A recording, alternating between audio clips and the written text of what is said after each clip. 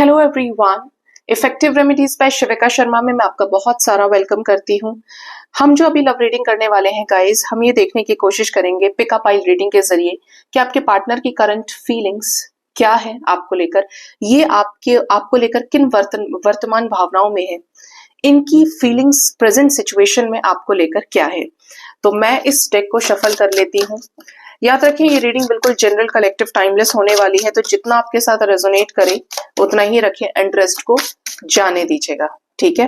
हे universe, मेरे viewers अपने love life में जिस भी व्यक्ति के साथ डील कर रहे हैं, जैसी भी सिचुएशन उनकी है, उनके पर्सन की करंट फीलिंग्स क्या है उनके लिए, प्लीज गाइड करें। This is called number 1, this is called number 2। अपने अकॉर्डिंगली, अपने इंट्यूशन के अकॉर्डिंगली आप चूज करेंगे एक pile. Pile number 1, pile number 2। Bottom of the deck is abundance की एनर्जी है। पाइल कोई सा भी हो, लेकिन आपके पार्टनर आपके साथ अबंडेंस चाहते हैं, वर्दीनेस के साथ में ग्रो करना चाहते हैं, साथ में जिंदगी के नए सक्सेस को छूना चाहते हैं, लाइफ के हर एरिया को एनलाइटेंड चाहते हैं, अलाइंड चाहते हैं। ठीक है, इनको इस वजह से आपकी तलाश है। तो आपने चूज किया है पाइल नंबर 1, तो जानते हैं आपके पार्टनर की करंट फीलिंग्स में है द गार्डनर। हो सकता है कि आप अपने पार्टनर के साथ ऑलरेडी मैरिड हो, या इन्होंने आपसे कहा था कि आपसे शादी करेंगे ट्रेडिशनल वैल्यूज के साथ में, या लव कम अरेंज मैरिज। तो ये यस, आपसे शादी करना चाहते हैं।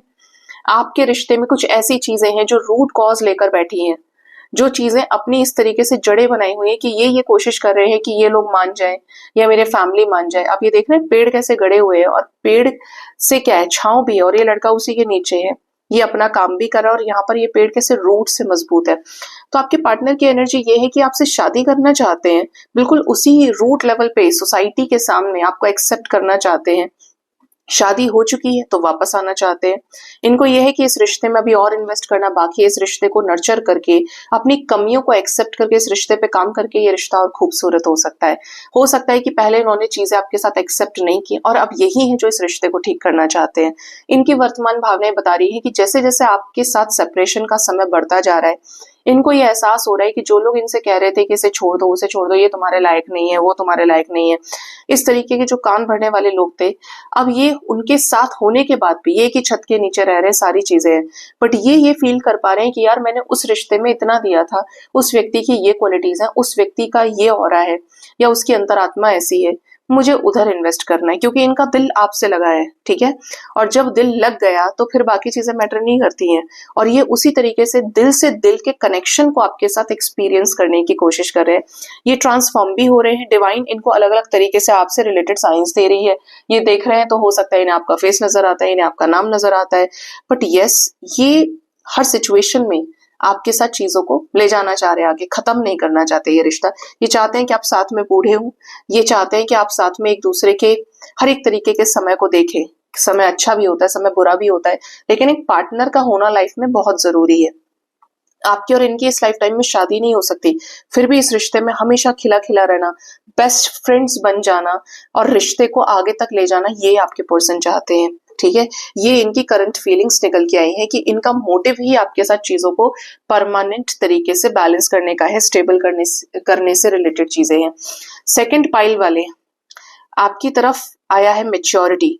आपके पर्सन को ऐसा लग रहा है कि जिन लड़ाई झगड़ों की वजह से आपका रिश्ता खत्म हुआ था, मे बी आप दोनों के बीच में बहुत जबरदस्त एज गैप है, या तो आप बहुत बड़े हैं, 15-20 साल 25 साल का एज गैप हो सकता है, या ये बहुत बड़े हैं।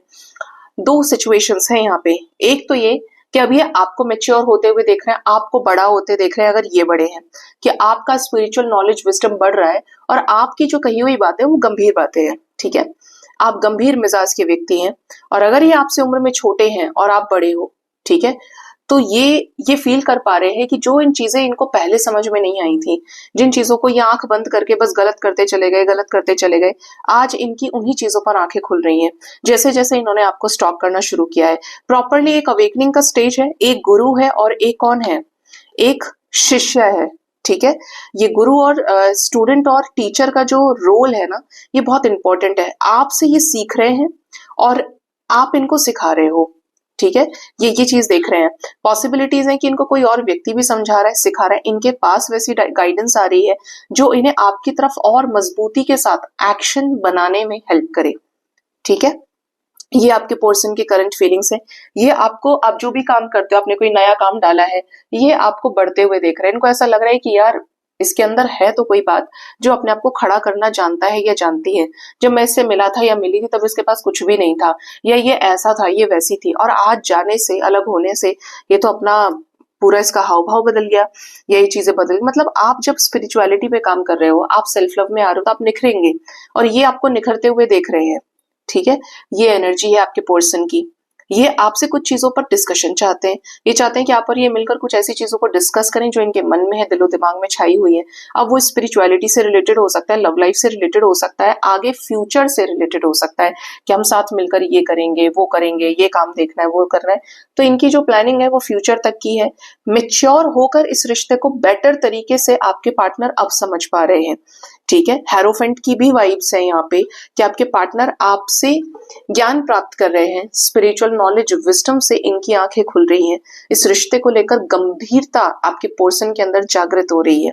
ठीक है, यहाँ देख रहे हैं ये लड़की लिख रही है फेदर से, यहाँ पर बड़े सारे कैंडल्स जल रहे हैं, और ये जो है ये अलग अलग तरीके से रोशनी निकल रही है। हो सकता है कि आप हीलर हो, मोटिवेशनल स्पीकर हो, या आपको शायरी लिखने का शौक है, कुछ ऐसा जो उतर जाए दूसरे की रूह में। ये वही चीज आपको करते हुए देख रहे हैं। ठीक है, वो एहसास आपके पर्सन के अंदर है जो कहीं ना कहीं इनके अंदर भी, और ये उसी से रिलेट कर पा रहे हैं। ठीक है, सो गाइज ये आपके पर्सन की according to the pile current feelings निकल के आई हैं। होप इस रीडिंग से आपको गाइडेंस मिली होगी। अपना बहुत ज्यादा ख्याल रखिए। Thank you so much, bye bye, take care.